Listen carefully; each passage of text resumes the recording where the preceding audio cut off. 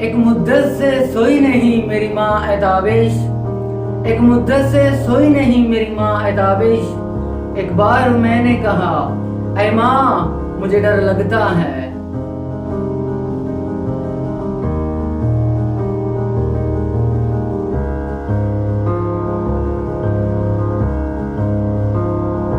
پیارے دوستو، السلام علیکم ورحمۃ اللہ وبرکاتہ۔ دنیا میں اگر کوئی رشتہ ہمیشہ چلنے والا ہے تو وہ ماں کا ہے، جو ہر دکھ اور تکلیف برداشت کر کے اپنی اولاد کو سکھ رکھتی ہے۔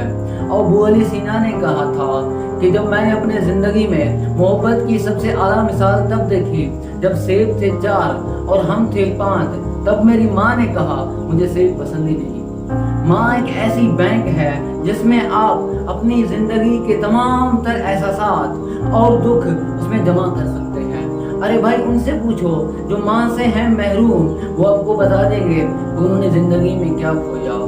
شرط ہوئی تھی ایک لفظ لکھنے کی، شرط ہوئی تھی ایک لفظ لکھنے کی، لوگ کتابیں ڈھونڈتے رہے، اے ماں میں نے تیرا نام لکھ دیا۔ ایک بات میری آپ یاد رکھیے، ایک بات میری آپ یاد رکھیے، دعا کبھی مت مانگنا جب تمہاری ماں تم سے ناراض ہو۔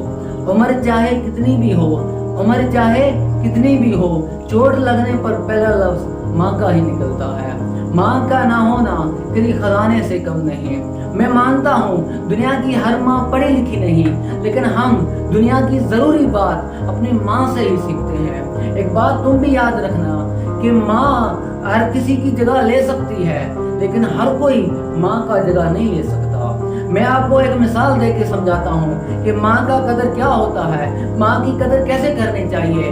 میں آپ کو سمجھاتا ہوں کہ آپ 1 کلو کا پتھر اپنے ہاتھ میں اٹھائیے اور 3 گھنٹے اسے اپنے ہاتھ میں رکھیے۔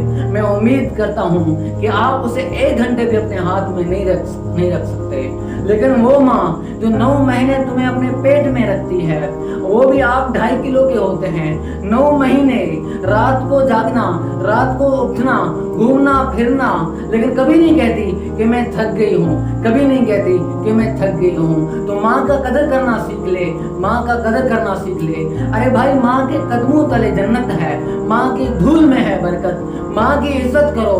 اگر یہ ہوگے تم سے محروم تو کبھی نہیں پاؤ گے اپنی قسمت، کبھی نہیں پاؤ گے اپنی منزل۔